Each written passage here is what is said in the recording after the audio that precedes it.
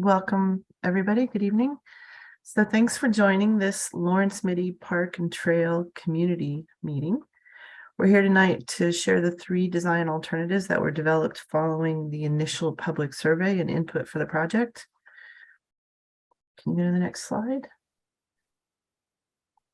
So tonight, just in case you haven't joined a Zoom meeting with the city before, you'll see that there are audio settings on the bottom of your screen. You can also raise your hand if you want to speak. And we will allow that near the end of the meeting. And during the meeting, you can starting now, but you can also type in questions using the Q&A button that you should see at the bottom of your screen. If you type in your questions, we'll probably answer them closer to the end of the meetings because it might be that the questions are answered in the course of the presentation, but we're also taking notes of all your questions. And when we do answer the questions, we'll either answer them in person or they'll come up on the screen. So we'll let you know. And if you do want to speak near the end, you can raise your hand. And once we unmute you, you'll have to unmute yourself as well so that we can hear you. I'm sure it'll all work out fine. So next slide. So I'm Susan Michael. I am the Capital Improvement Program Manager. This is a CIP project. And I'm joined by the project manager, John Raymakers. John's first day on the job in 2015, he made a visit to the Lawrence-Mitty site. So he's gone full circle now that he's back on the project. We're also joined by our talented design team, MIG, and I'm going to let them introduce themselves, and they're going to make a short presentation. There will be polling questions, by the way, and I think that'll be pretty self-explanatory when we get to that point. So I'll turn it over to MIG. Thank you. All right, thank you, Susan. I'm Jan Eastland. I'm the project manager for the project. And then we also have with us Myrna Ortiz, who's our engagement lead, and she'll be speaking later in the project or in the presentation. So we want to start by giving you a little bit, first going over the agenda. So we have a brief project overview, and then we'll spend most of the time talking over the 3 design alternatives and the polling. And then we have plenty of time for question and answer period, and then we'll go over what's next for the project. So first I want to go over a quick overview of the project just for anyone new and just to reorient ourselves to the site. A lot of this information is on Engage Cupertino that you'll see at the bottom of the slide there. So, you know, that's probably how you found tonight's meeting. Well, as the project continues, you'll find more information at that site. Here's the site context. You can see the whole city there. And then on the very right side, you see the orange circle, which encircles our site, which is on the very far east side of Cupertino, where there hasn't been as much park square footage provided. And so that's one reason why the city acquired this site, so that it could increase access to parks on the east side. And you can see the Lawrence Expressway is that big double line that goes along that line, the edge of the park that separates the park and San Jose. And then on the left side, you see the squiggly line, that's the Saratoga Creek. So the site is very long. It's about a half-mile long and has a lot of opportunity along it. Here's some existing photos. You can see the site a little bit bigger. The south half here has existing trail. All of that orange line is existing trail. It connects across a pedestrian bridge to Sterling Barnhart Park and then goes further west. There's a bicycle sharrows painted on the street here now. I've noticed that was all planned and now it's already happening. And then you can cross the expressway here at a light and go over to the San Jose neighborhood that's over here on this side. And then you can also access the site from the south. This trail does continue off the map all the way down to Rancho Rinconada Pool and beyond. So that's the whole south half of the site with the existing trail. And then this is the bigger opportunity area for more park space here on the north end. So we have the creek here along the upper wiggly line here, and then Lawrence Expressway on the other side here. And here's a couple photos. Here's the existing trail on the left lower photo, the existing pedestrian bridge in the middle. And then on the right side is that big open vacant spot on the north end. So that kind of just gives you an overview of what the site looks like. And we've been working on this since the winter. We started in with site analysis in phase 1. And then phase 2 was developing the community vision. And we went through an online survey during that period and had several events to develop the vision for the site. And then right now we took that vision and we came up with 3 design alternatives using that as our basis. So here's a little bit of what we heard in that first round of community input. Top community and comfort features we heard were shaded areas, walking paths, a restroom, and seating. And then for recreation features, we heard people wanted to see nature play elements, they wanted things to climb, they would like to see fitness equipment. And then for top wildlife, nature, and education features, we heard a desire for nature trails, native plants, enhancing the wildlife, and providing creek overlooks and just general creek access. So based on what we heard, we came up with the 3 design concepts that we want to share with you tonight. And in keeping with what the community's told us so far, all of the concepts have some basic features in common. So they all have an emphasis on biking and walking, play, nature, and the creek. Those are in all the concepts. They all extend the multi-use trail to the north edge of the park site, and they all allow for a future connection further north. And they all include some walking trails where you can be separated from the bikes, and comfort and safety features like seating, sound wall. They do vary in terms of how much sound wall is provided based on how much the other features cost. And then all of them provide an emergency phone, and all of them involve a lot of planting. So there'll be a definite increase in riparian planting along the creek, and then overall increased vegetation and shade trees throughout the site. So on top of those baseline features, each concept also has a unique focus for its additional features. All the 3 concepts have the same budget, and so there are some trade-offs. Some concepts show a little bit more recreation, some concepts show a little bit more sound wall. It's all kind of a balancing act. And we're here tonight to find out what are your priorities so that we can make sure that the final plan really includes those priorities and that we can maximize what the park can offer to the community within its budget. So first concept, we call concept A wheel fun because it really goes all in on bike features, which is a really natural fit given that this has mainly pedestrian and bike access. So this is the overview, and those images are kind of inspiration images of what could be provided that go along with these descriptions on the plan. And I'm going to zoom in on the north end first.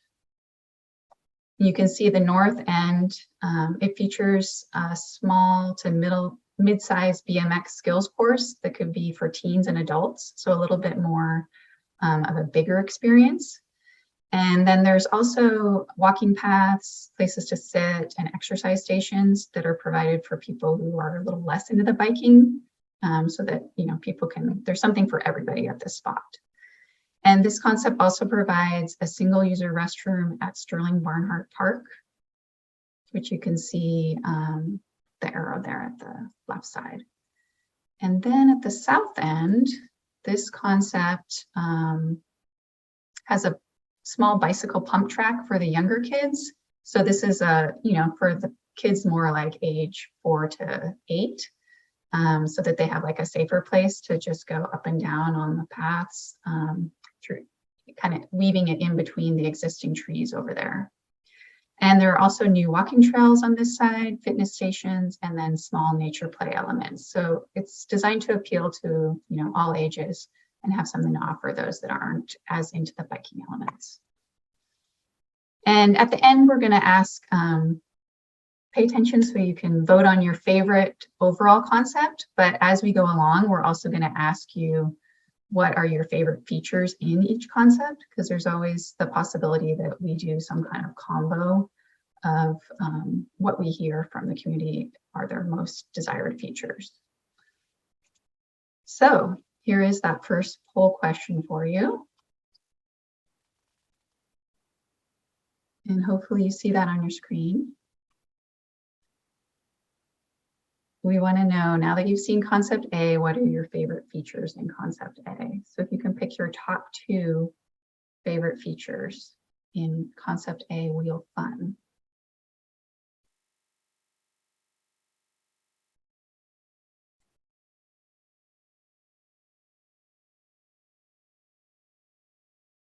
I don't think you all can see what the answers that I'm seeing, but so far I'm seeing a lot of people liking the creekside bench overlooks. That's getting the top score, followed by small nature play elements and simple exercise stations. 1 vote for bike pump track.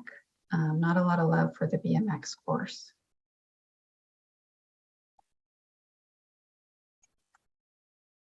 Okay. Well, that's good input to know.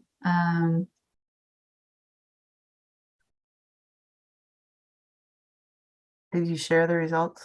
I thought I did. Can you see it? This was Myrna's. This is Myrna's forte.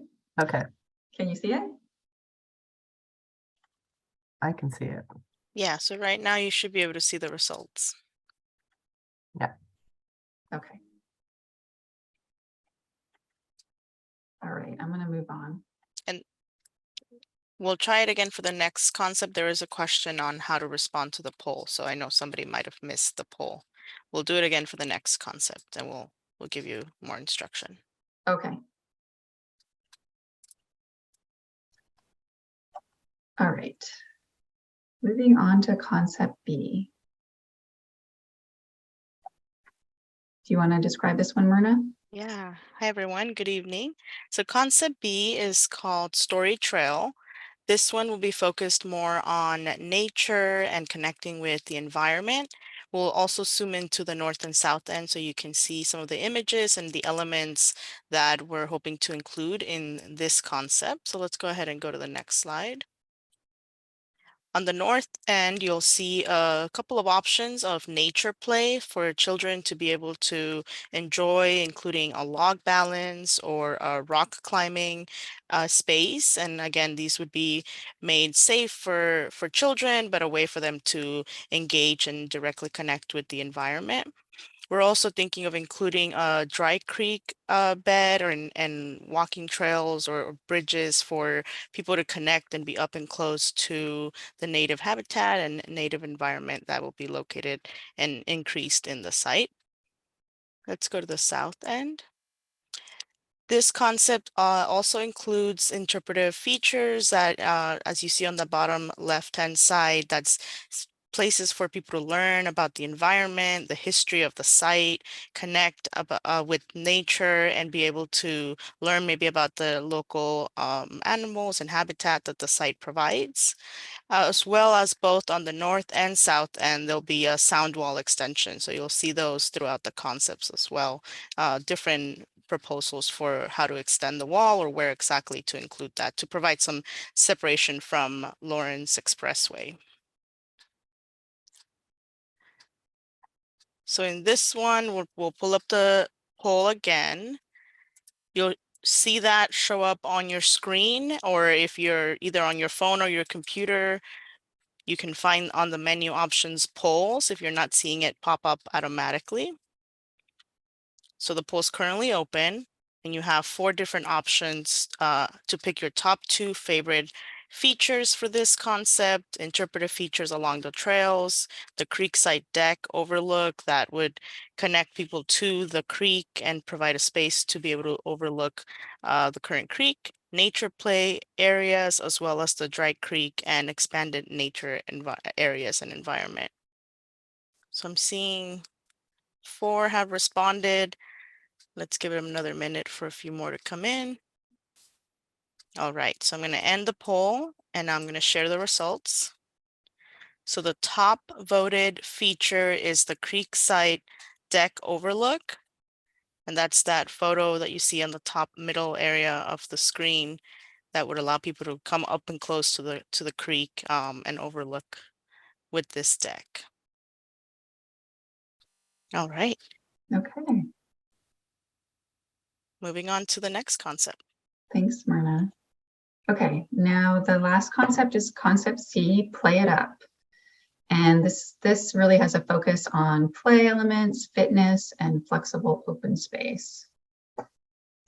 So you can see at the north end, this concept really packs all of its fun into the north end. So it has some bigger play elements like the net climber you see there, the swings, nest swings, and log balance. Those are things that can build on what's already at Sterling Barnhart, but there's not enough space at Sterling Barnhart to offer everything like that. So this can be kind of an extension of that as you travel through the trail. Let's see, the other elements are the fitness stations that are placed all along the loop path that surrounds the flexible lawn space. So this is a little bit more like what you'd see in a city park, I'd say. So it's a more of a recreation and play-based experience. Like I said, most of the things are really packed into that north end in this one, and they do cost a little bit more money. So there's a little less happening on the south end on this scheme. There's a simple pedestrian trail that weaves through the existing trees there. And then there's also, like in concept A, this one also shows a new restroom at Sterling Barnhart Park. Just a single user, just enough to provide something for everybody. Okay, so now we want to hear what you think about your favorite features in concept C. So if you can pick your top 2 favorite.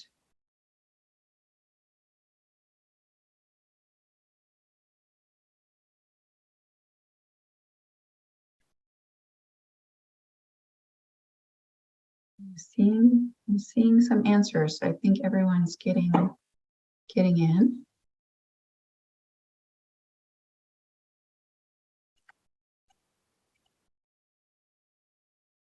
Give you another minute.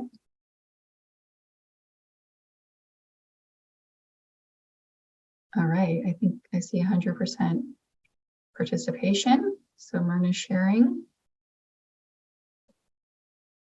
So what I see is a tie for play area features, fitness station circuit, and Creekside Bench Overlook are the top ones. Flex Lawn and Picnic Grove have some votes, but just not as many. All right. All right, so now we have the next final poll question before we go to Q&A, which is, which of the 3 concepts is your overall favorite? And this, the image you see on the screen just has some of those images to remind you of which was which. So A is Wheel Fun, B is Story Trail, and C is Play It Up.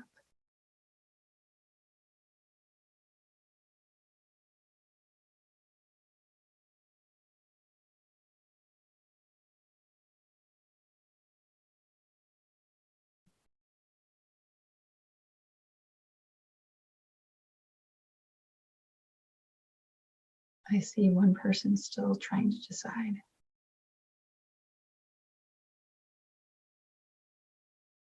Okay, I think Myrna has shared it, and Story Trail got 83% of the votes, and Play It Up 17%. No love for Wheel Fun with this group. I will say that we had some in-person events, and we got the most votes for Story Trail and Play It Up, but it was, when you added them all together, it was pretty much 50-50. So it depends on your group. All right, well, thank you so much for sharing your votes with us. Now we want to definitely make sure you stick around and share other thoughts. That's the benefit of this. We have ways to interact. We can do the Q&A. And as mentioned, you're also welcome to raise your hand and speak up. We're a small group, so there's definitely space for that. We want to hear if you have other questions and other comments, other ideas. This is the time for it. So we did have one question. I wanted to answer it live. The question is, my primary concern is how you intend to keep this new park and trail free of being occupied by the homeless. Answers to the question depend on this. For example, if you put in benches and restrooms, but those are taken over by the homeless, it may be unusable and would have been better to omit those. So it's worth noting that I think one of the reasons the unhomed encampments pop up on the site is that the site is not inhabited. It's not visible right now to the public. So activating the site with a new park will not necessarily eliminate the encampments, but it will make the site a lot less desirable as a landing spot. So know also that there will be a regular presence by the public works staff as they do maintenance, and the sheriff's office will also add the site to the regular patrols. And so once we also decide what the park is, we'll know what kind of personnel, visibility it needs to have. So that will help all of those things. So feel free to type in other questions, or I guess we have a few hands raised. Myrna, are you? Yeah, we have a couple hands raised, so I'm going to call up on those that raised your hand one by one. So HEMICA MOHAN, I'm going to allow you to speak if you want to unmute yourself. You should be able to do that now. Hi, thank you so much, Jen, Myrna, and John and Susan for this meeting. And we are so grateful for the park, for our community. I represent the houses that surround Sterling Barnhart Park. So my house is right across from the Sterling Barnhart Park, and our main concern is the restrooms that are showing up in some of the plans. The restroom in Sterling Barnhart Park, that makes it a very undesirable situation for the houses that are around the park, and we're already compromising, as you know. The vehicle traffic is going to go up, pedestrian traffic is going to go up, noise is going to go up, parking on our street is going to be very, very difficult. So we're happy to compromise with the city and the architects to get a park for our community on all of those, but having a restroom right in our park, in the little park, is just very undesirable and just brings many more issues to the table that make it very hard for us to continue to be excited about the project.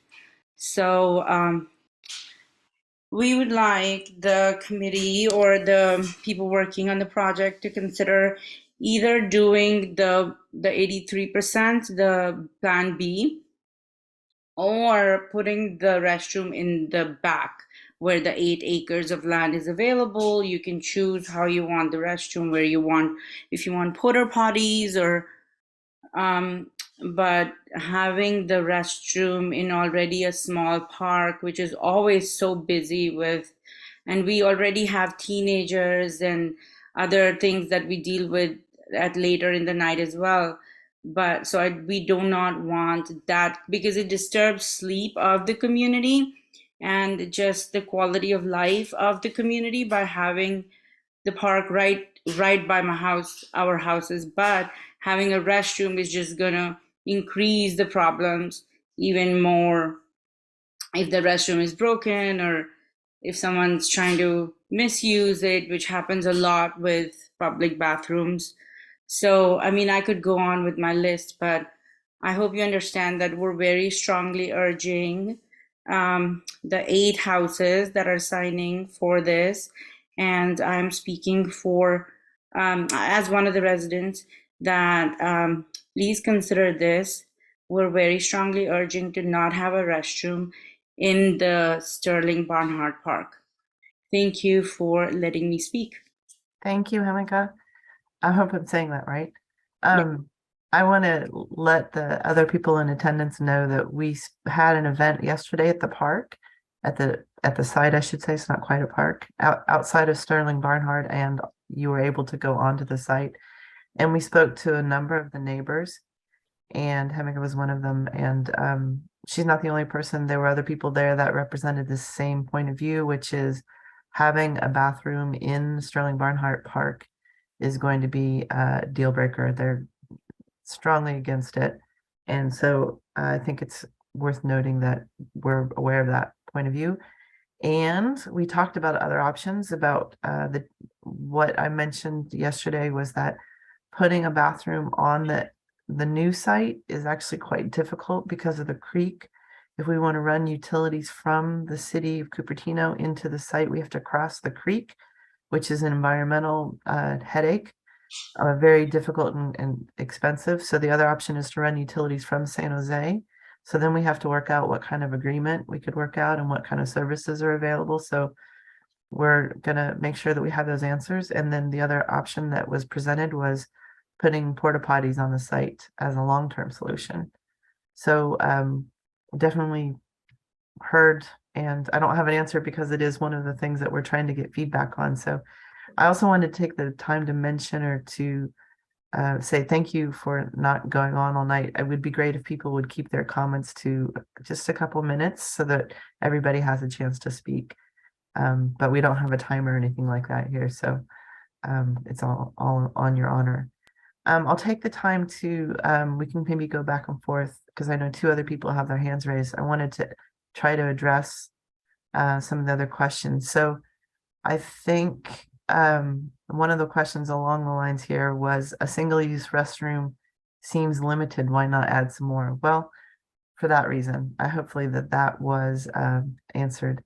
But the other question is, will the flex lawn be a drought tolerant planting? That's a very good question. I was hoping somebody would bring it up.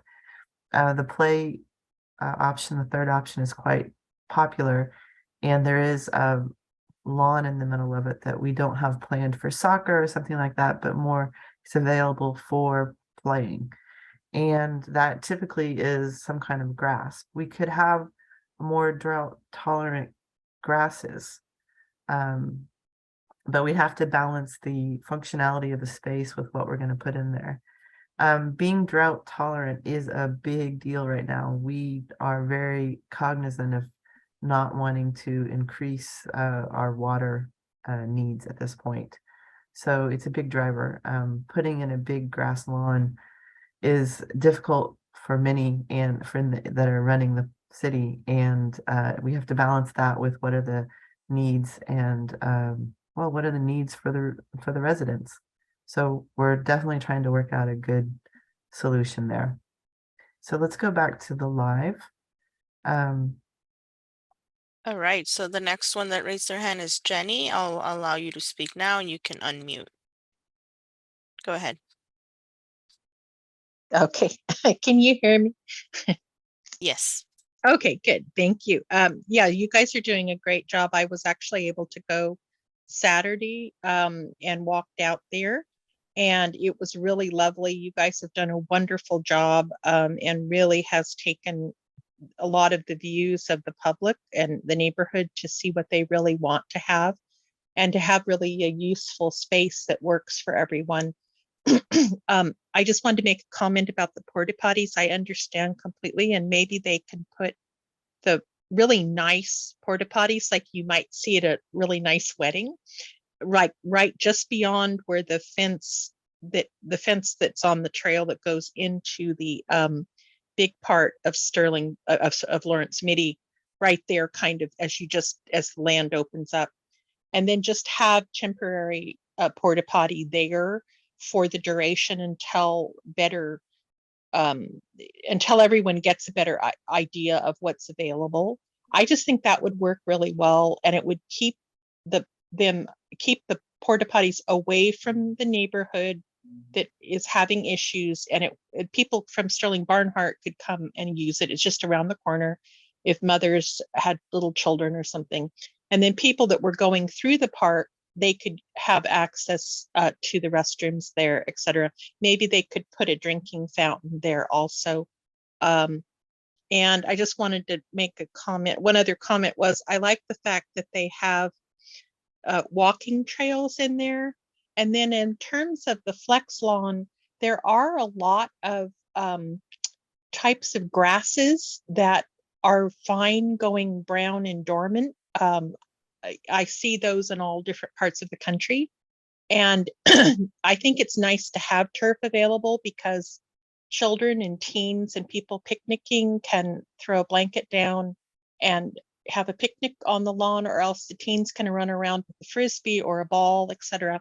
And turf is important for families, and it doesn't have to be watered all the time.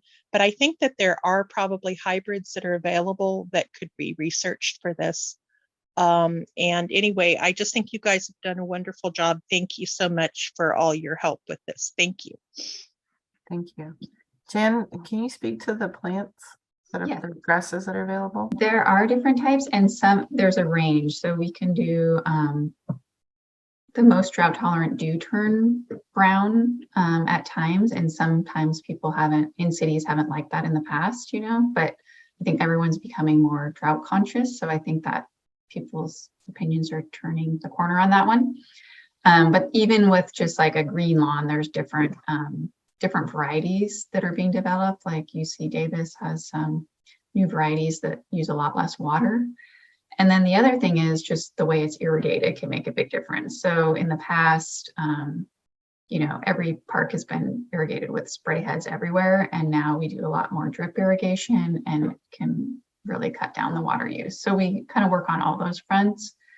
And I also agree that, we all want to save water, but we also want to provide recreation options for everyone in the city. So there's kind of a balance there. And, if it's a smaller amount of lawn, but it gets well used, then it's well worth it, as opposed to, watering sidewalk strips here and there, which, that's where we should really make sure that we make a change in the city. Is little unused strips are everywhere.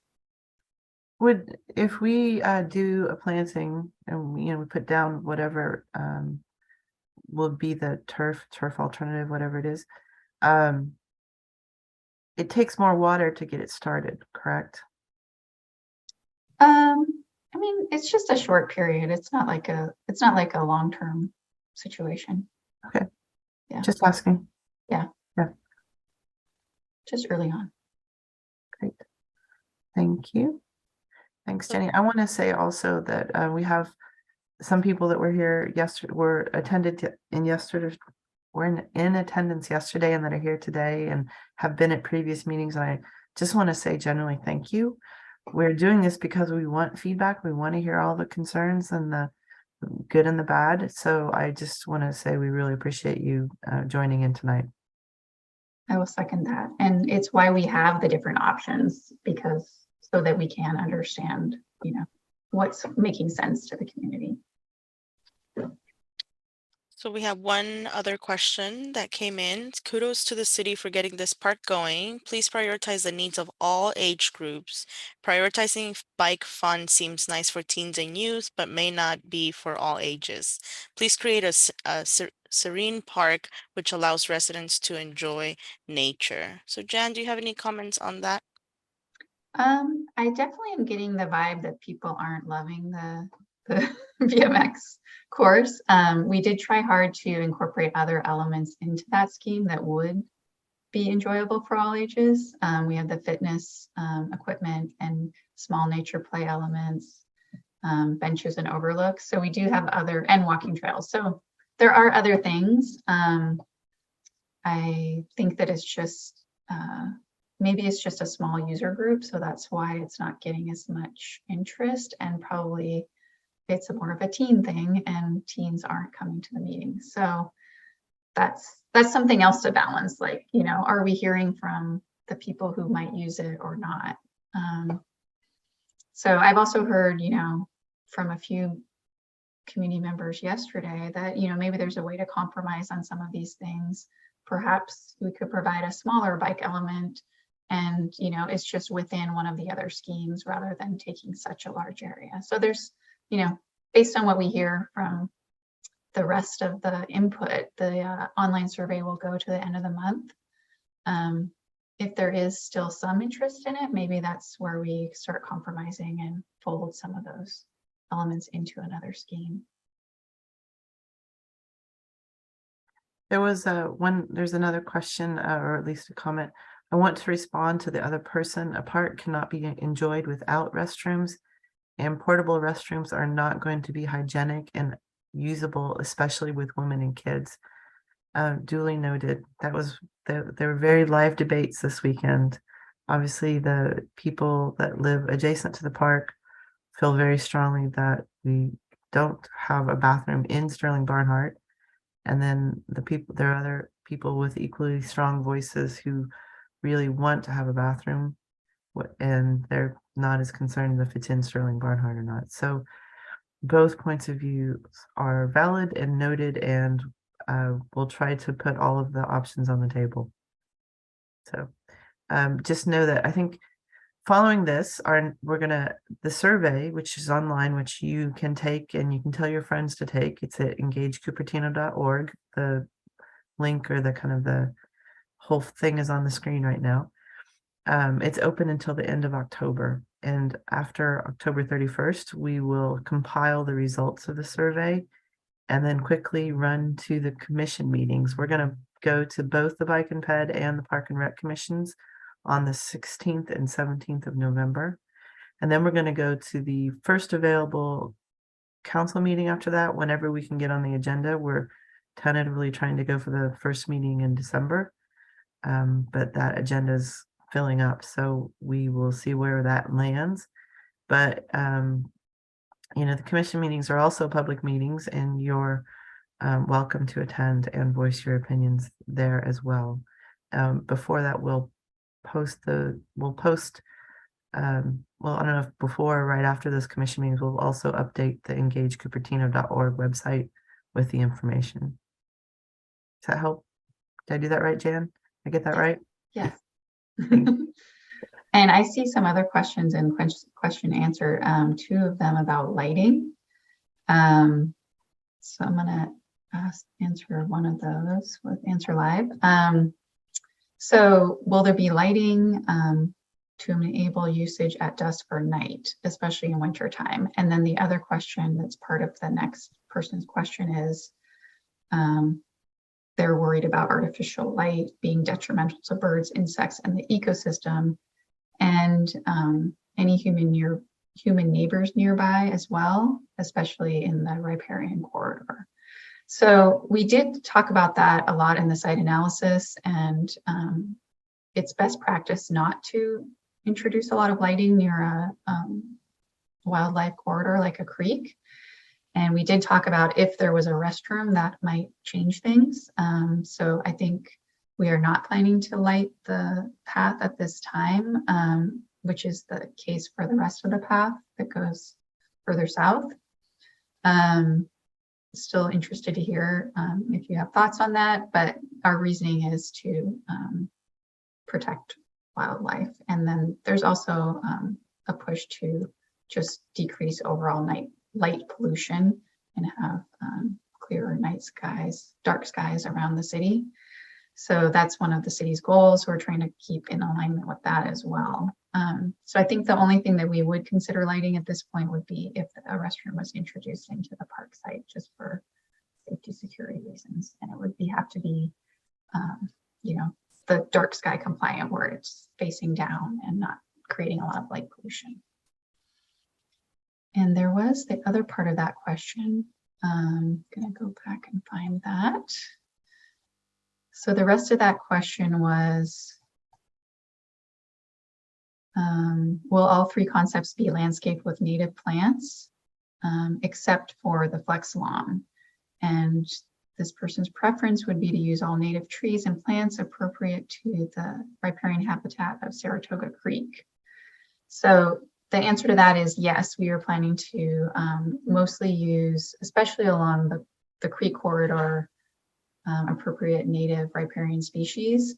And then as you get closer towards the expressway, it's possible that some of the species would be, appropriate drought tolerant species, not 100% natives, but definitely the majority would be natives. Sometimes we mix in specific shade trees just for highlight fall color or certain reasons, but we do try to focus on drought tolerant species.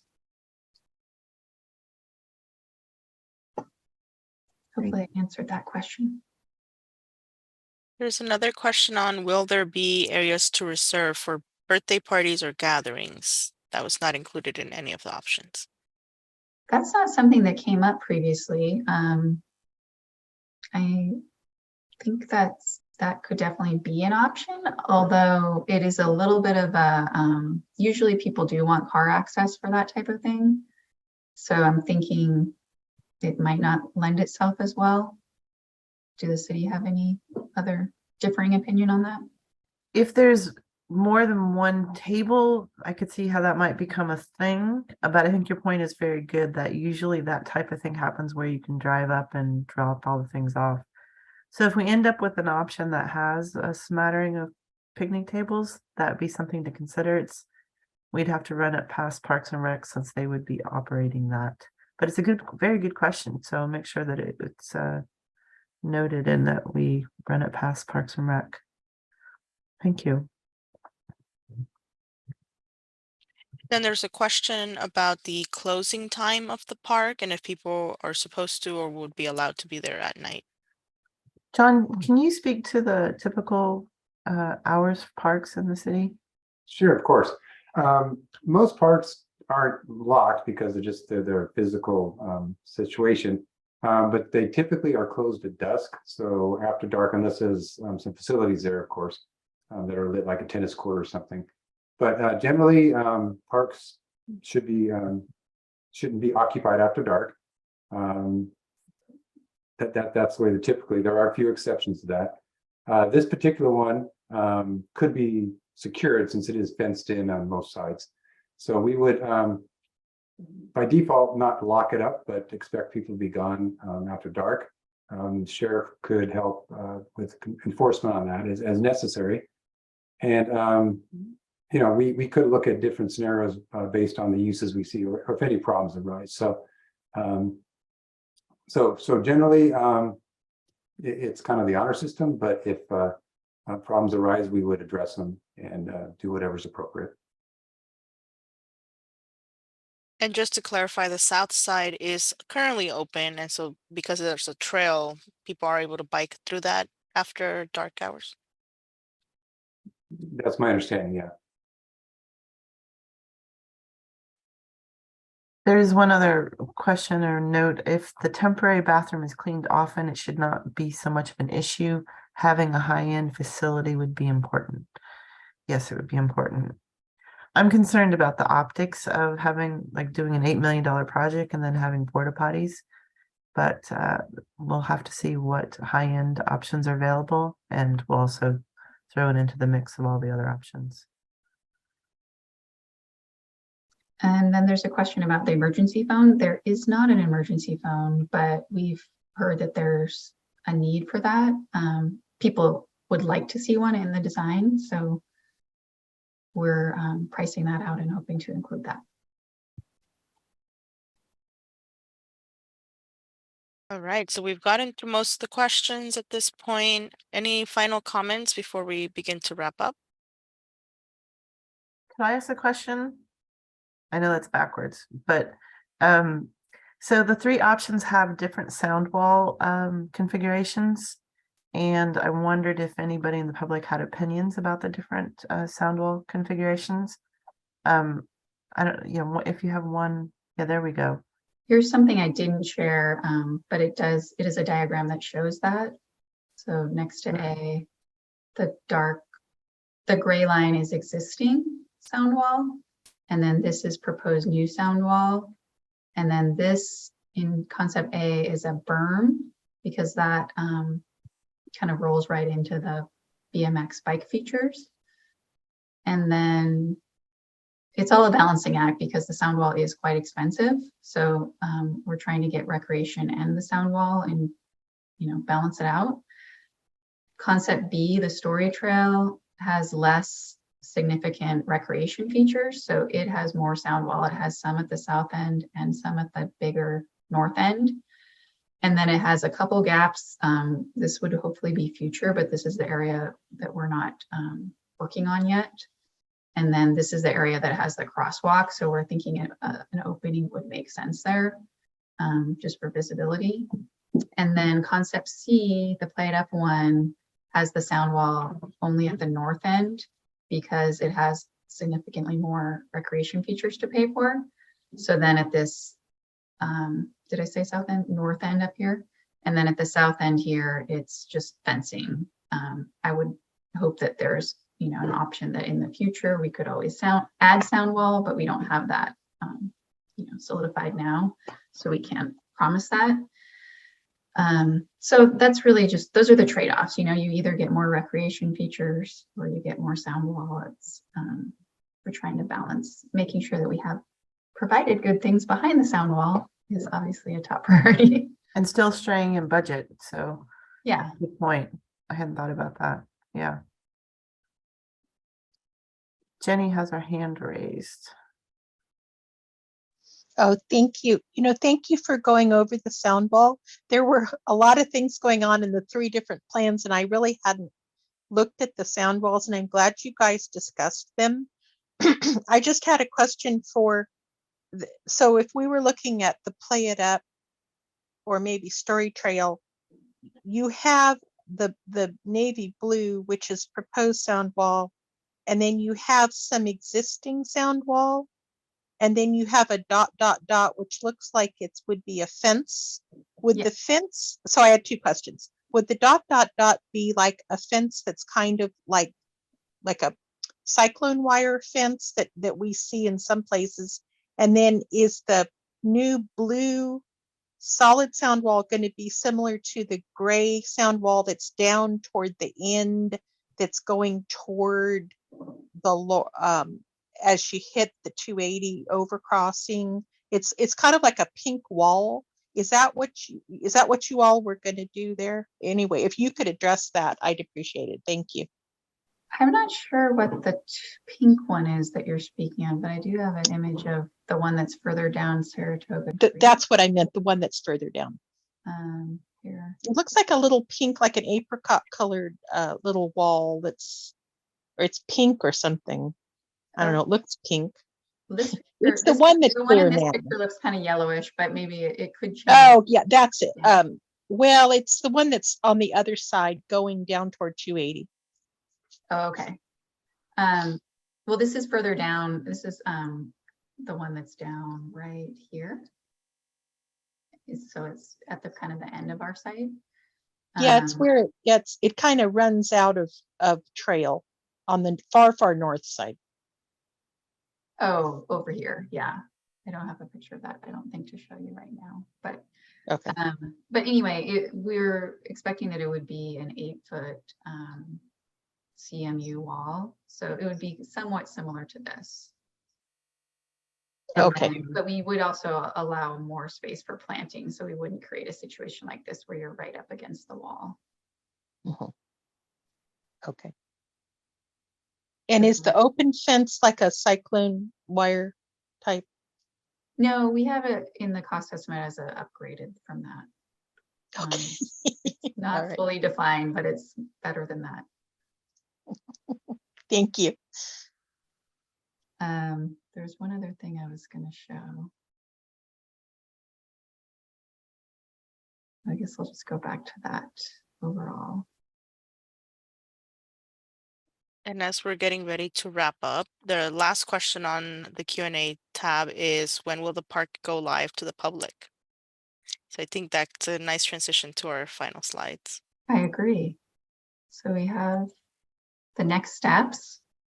We're getting, as Susan was mentioning, we're getting close to wrapping up the end of the input on the 3 concepts. So you still have a chance to take the survey or tell anyone else, because you all have been very very good about giving your input tonight here. If you want to tell anyone else to go take the survey, they can do it at Engage Cupertino, and that's open to the end of October. And then, as Susan said, we have a few commissions to get through and city council in the next November and December months. And then our task will be to take all that input from the community and city folks and develop the final park and trail plan based on what we've heard. So that will be early next year, and then the environmental review will happen, you know, right when we have a final plan, we can start that environmental review, which is a CEQA process that's required by the state, and that does take a little bit of time. So mid 2023, we'll have that done, and then we can start construction documents. And then the actual park construction, we think, will begin in 2024. So that's the process. And here's the, once again, the site where you can take the survey. And we want to thank you so much for joining us tonight. And I'm going to pass it to John or Susan to say any final words. Thank you, Jan. So yeah, I just want to thank everybody for participating tonight. This is really important that we hear from you, and we have. So again, thanks for your time tonight. And as we've already asked you a few times, please, you know, share the survey with your friends and family. And the more feedback we can get, the more we can create the space that really serves the community in the best possible way. So with that, also I'd like to thank Jan and Myrna for their work on this. You've gotten us quite a ways, and it's really good. Susan mentioned I went up to the site when I first started the city, and it's been pretty exciting to see finally some actual traction on this project, and really looking forward to see it activated and create a space that you can walk around the corner and be in a totally different environment and enjoy it. So again, thank you for all your time, and take care.